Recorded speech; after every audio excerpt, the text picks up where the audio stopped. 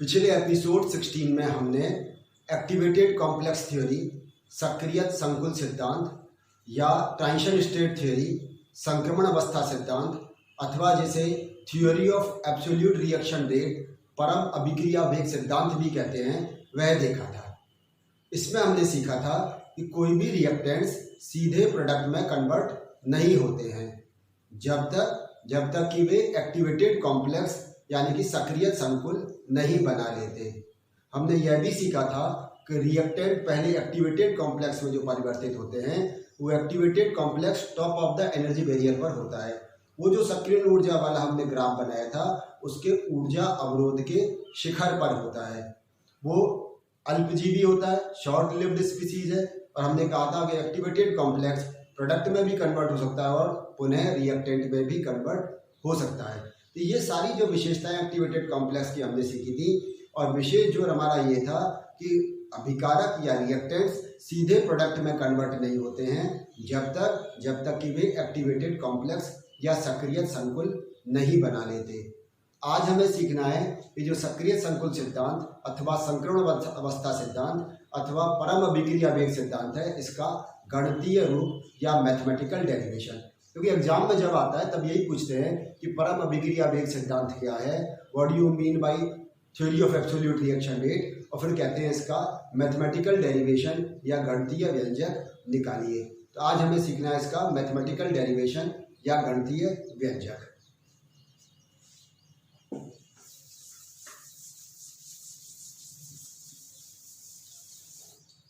आपको याद हो तो हमने कहा था, जैसे मान लीजिए दो रिएक्टेंट है ए और बी, ये पहले किस में कन्वर्ट होंगे, एक्टिवेटेड कॉम्प्लेक्स में।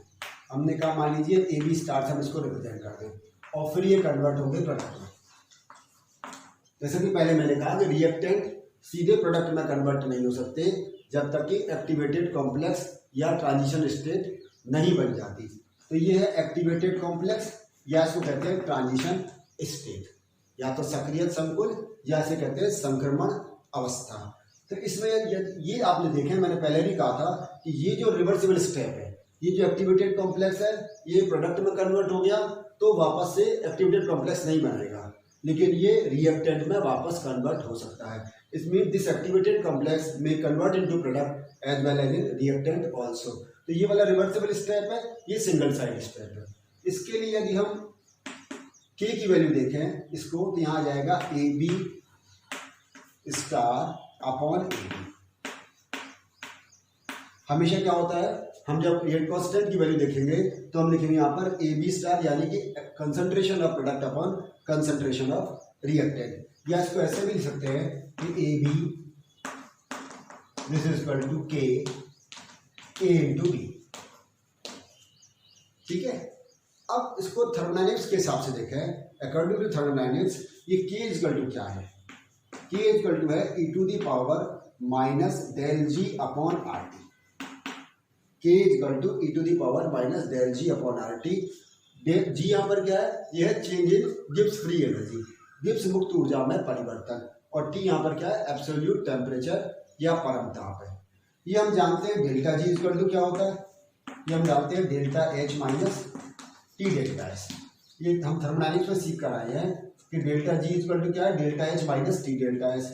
डेल्टा जी वही change in Gibbs free energy, delta H change in enthalpy, T absolute temperature, और डेल्टा एस है यहाँ पर चेंज इन एंट्रोपी यानी कि एंट्रोपी में परिवर्तन। तो इस डेल्टा जी की वैल्यू को यहाँ सब्स्टिट्यूट कर दीजिए, तो क्या आ जाएगा, this K equal to e to the power minus, यहाँ क्या आ गया, del H minus T delta S और अपॉन आर टी। हमने क्या किया, डेल्टा जी की जगह क्या लिख दिया यहाँ पर, delta H minus T delta S, तो delta H minus T delta S upon R T.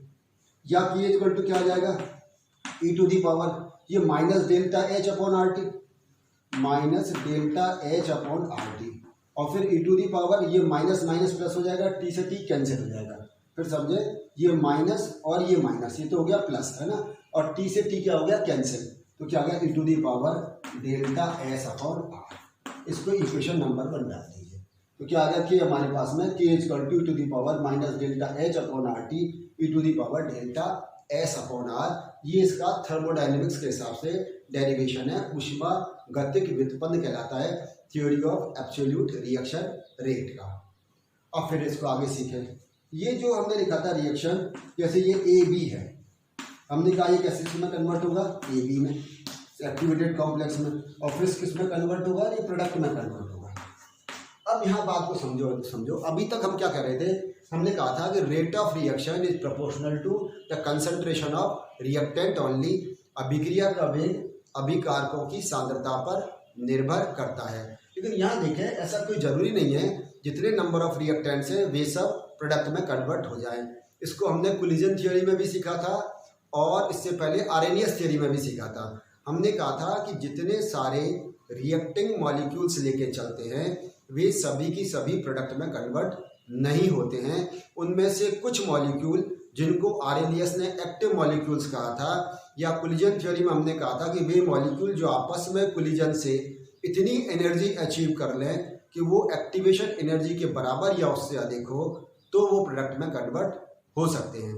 इसका मतलब क्या हुआ, जब एक्टिवेटेड कॉम्प्लेक्स थ्योरी हम पढ़ रहे हैं तो यहाँ जो प्रोडक्ट में कन्वर्ट हो रहे हैं वो रिएक्टेंट नहीं हो रहे, बल्कि कौन हो रहा है, एक्टिवेटेड कॉम्प्लेक्स, यानी सक्रिय संकुल परिवर्तित हो रहा है। तो हम कहेंगे rate of reaction depends upon concentration of activated complex. यहाँ हम ये नहीं कहेंगे कि ये रिएक्टेंट की कंसंट्रेशन पर डिपेंड करेगा, हम कहेंगे rate of reaction depends upon concentration of activated complex. तो पहली बात समझ में आ गई कि अभिक्रिया का वेग किस पर निर्भर करेगा, सक्रिय संकुल की सांद्रता पर निर्भर करेगा। अब दूसरी बात सीखें कि हमने कहा यह कोई जरूरी नहीं है कि एक्टिवेटेड कॉम्प्लेक्स बन गया तो वो प्रोडक्ट में कन्वर्ट हो ही हो सकता है वापस से रिएक्टेंट में भी कन्वर्ट हो जाए। तो अब दूसरी बात क्या आई, दूसरी बात यह आई कि यहाँ पर ऐसे कितने एक्टिवेटेड कॉम्प्लेक्स के मॉलिक्यूल हैं जो प्रोडक्ट में कन्वर्ट हो रहे हैं। तो हम कहेंगे frequency of disintegration of activated complex, सक्रिय संकुल के विघटन की आवृत्ति।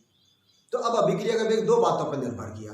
पहली बात क्या, पहली बात तो कंसंट्रेशन ऑफ एक्टिवेटेड कॉम्प्लेक्स, सक्रिय संकुल की सांद्रता, तो ये कितनी बनी है, और दूसरी बात ये frequency of disintegration of activated complex into product, यानी कि जो सक्रिय संकुल बना है उसकी उत्पाद में विघटन की आवृत्ति क्या है।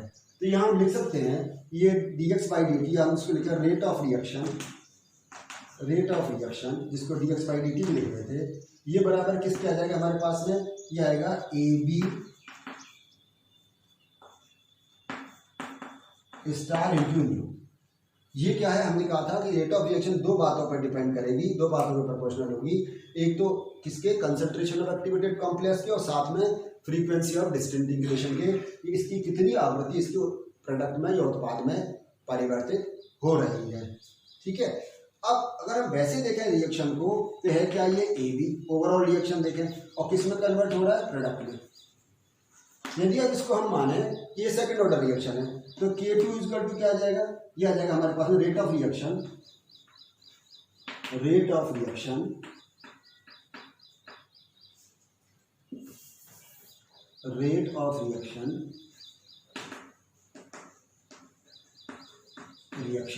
ये बराबर किसको जाएगा, K2 और साथ में A इंटू डी। ये रेट ऑफ रिएक्शन क्या गया, K2 A इंटू डी। अब इसको दोनों रिएक्शन को ध्यान से देखें।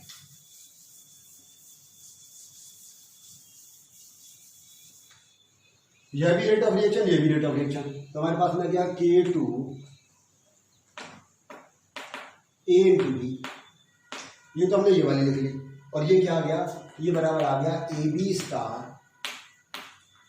Into D. और ये AB स्टार किसके बराबर है, ये देखो इसको वापस लिखते हैं, K2 AB, ये बराबर है K AB इंटू डी। याद करो, मैं शुरू में लिखा था, हमने क्या लिखा था शुरू में यहाँ पर कि KB स्टार बराबर किसके, K AB के।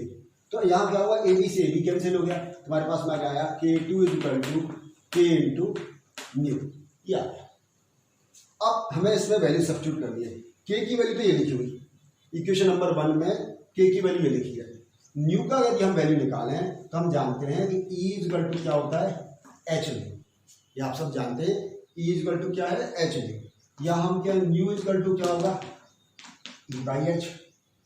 E बराबर किसके होता है, KT के, तो यहाँ आ गया E इक्वल टू KT/h। क्यों हुआ? क्योंकि E इक्वल टू KT है। के यहाँ पर क्या है? बोल्ट्जमान कांस्टेंट, इसकी वैल्यू कितनी होती है? R/n। तो E इक्वल टू आ गया, सॉरी न्यू इक्वल टू आ गया यहाँ पर, nu equal to R KT है, क्या दिया? R/n, और यहाँ पर T/h।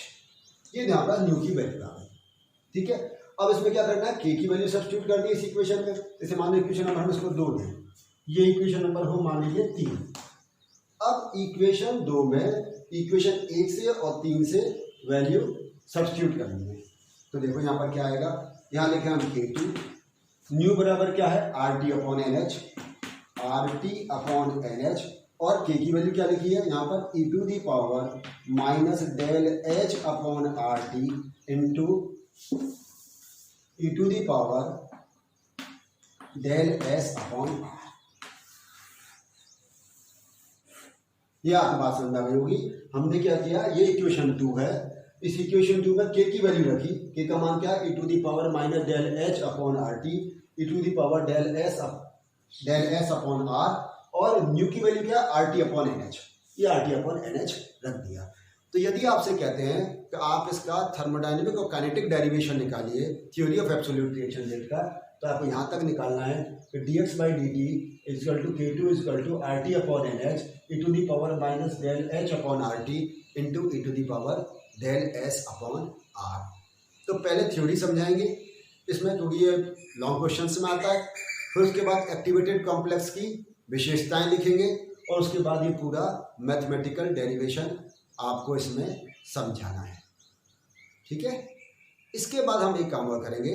हमने जैसे कि इन 3-4 एपिसोड में क्या देखा, हमने कहा effect of temperature on reaction rate, अभिक्रिया वेग की ताप पर निर्भरता, ये हमने सीखा था। इसके हम सभी सिद्धांतों को एक बार वापस से देखते हैं और इनका कंपेरिजन करते हैं। एक बार एग्जाम में ये भी पूछा था कि compare all theories effect of temperature on reaction rate, कि अभिक्रिया वेग पर ताप के प्रभाव वाली सारे सिद्धांतों की तुलना कीजिए उनकी। तो उसको हम देखते हैं। देखो,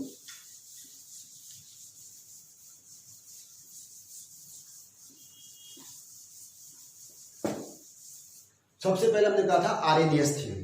तो उसमें क्या कहा था हमने? dx/dt this is equal to k a e to the power minus EA/RT। ये कैसा था? ये था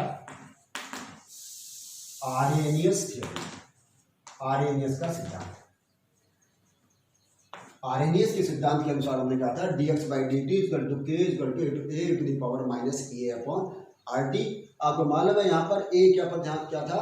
प्री एक्सपोनेंशियल फैक्टर, पूर्व चर घातांक। ये यहाँ पर क्या था? ये था सक्रिय ऊर्जा, और T एब्सोल्यूट टेम्परेचर था। इसके बाद हमने दोबारा एक थ्योरी देखी थी, वो थी dx/dt this is equal to k z e to the power minus EA/RT। ये कौन सी थ्योरी थी? ये थी कोलिजन थ्योरी, कोलिजन थ्योरी, संगतवाद सिद्धांत। आपको याद है तो हमने कहा था कि dx/dt equal to k equal to z into q, और q अब क्या था यहाँ पर? q था हमारे पास n*/n, n का मतलब टोटल नंबर ऑफ मॉलिक्यूल्स, और n* क्या था कि कितने मॉलिक्यूल ऐसे हैं उनकी संख्या जो प्रोडक्ट में कन्वर्ट हो रहे हैं, और जो बराबर था e to the power minus EA/RT के। तो ये किसके अनुसार है? ये है कोलिजन थ्योरी या संगतवाद सिद्धांत के अनुसार। तीसरा देखें थ्योरी, तब हमने कहा था dx/dt is equal to k pz e to the power minus EA/RT, और इसको हमने कहा था modified collision theory, collision theory, संशोधित संगतवाद सिद्धांत। याद होगा आपको, हमने कहा था कि संगतवाद सिद्धांत या जो कोलिजन थ्योरी है वह केवल अणुओं के मध्य टक्करों पर निर्भर करती है, और फिर कहा था कि ये जो टक्करें हैं, ये जो संघट है, वो ताप और सांद्रता पर निर्भर करेगा। फिर हमने कहा यदि दो रिएक्शन में टेम्परेचर और कंसंट्रेशन को कांस्टेंट रखा जाए, समान रखा जाए, सेम रखा जाए, तो उस समय क्या होगा कि दोनों के जो रेट कांस्टेंट की वैल्यू है वो समान आनी चाहिए। परंतु हमने कहा था ऐसा होता नहीं है, और उसका कारण बताया था हमने। एक तो मॉलिक्यूल सही डायरेक्शन में ओरिएंटेड होने चाहिए, सही दिशा में अभिविन्यासित होने चाहिए। फिर मॉलिक्यूल के आकार पर भी निर्भर करता है कि वो कुल एनर्जी, जो अगर वो रिजिड स्फीयर है तो वो सक्रियण और स्थानांतरण की ऊर्जा पर निर्भर करेगी, और यदि वो रिजिड स्फीयर नहीं है तो वो सक्रियण और स्थानांतरण के साथ साथ कंपन और घूर्णन की ऊर्जा में भी विभाजित या वितरित हो जाती है। तो उसको बचने के लिए क्या किया था, उसमें एक स्टेटिक फैक्टर या प्रोबेबिलिटी फैक्टर P लगाया था। तो वहाँ हमने लिखा था dx/dt = k = p z e to the power minus EA/RT, और P यहाँ पर क्या था, प्रोबेबिलिटी फैक्टर या फिर स्टेटिक फैक्टर था। और चौथा जो हमने आज अभी देखा वो dx/dt = k, ये बराबर था RT/NH, फिर अंदर था यहाँ पर e to the power del H/RT into e to the power del S/R, ये हमने सीखा था। dx/dt = k RT/NH e to the power minus delta H/RT e to the power delta S/R। ये कौन सा है, ये है, या तो हम कहते हैं एक्टिवेटेड कॉम्प्लेक्स थ्योरी, ECT कहा था, या इसको TST कहते हैं, ट्रांजिशन स्टेट थ्योरी, या कहते हैं ये theory of absolute reaction rate, absolute reaction rate. तो ये चार सिद्धांत हमने सीखे थे effect of temperature on reaction rate में। अब इनको जरा तुलना करो। यदि यह लिखा है A क्या हो, A बराबर हो मान लीजिए Z के, ये जो Z है, ये क्या हो PZ, और ये बराबर किसका हो RT/NH के। तो ये सभी सिद्धांत आपस में हमें समान दिखाई देते हैं। फिर ध्यान से देखें कि ये सभी सिद्धांतों को आप कंपेयर करें, इन सब की तुलना करें, तब आप देखोगे यदि हम A, Z, PZ और RT/NH और e to the power del S/R को यहाँ रखें, तो ये लगभग सभी सिद्धांत हमें कैसे दिखाई देते हैं, ये हमें एक समान दिखाई देते हैं, एक जैसे दिखाई देते हैं। इनकी हम तुलना कर सकते हैं, और ये सभी के सभी सिद्धांत क्या समझाते हैं कि ताप बढ़ाने पर, टेम्परेचर इंक्रीज करने पर अभिक्रिया का वेग किस प्रकार बढ़ता चला जाता है। तो हमने इस एपिसोड में क्या सीखा, हमने सीखा एक तो संक्रमण अवस्था सिद्धांत या परम अभिक्रिया वेग सिद्धांत, इसका गणितीय रूप सीखा हमने, और उसके बाद हमने सभी सिद्धांत जो उससे पहले सीखे थे उनकी हमने तुलना की, और तुलना करने पर हमने ये पाया कि ये सब सिद्धांत सभी एक हैं, और ये क्या कहते हैं, ये अभिक्रिया वेग पर ताप की निर्भरता की व्याख्या करते हैं, उसे समझाते हैं। धन्यवाद।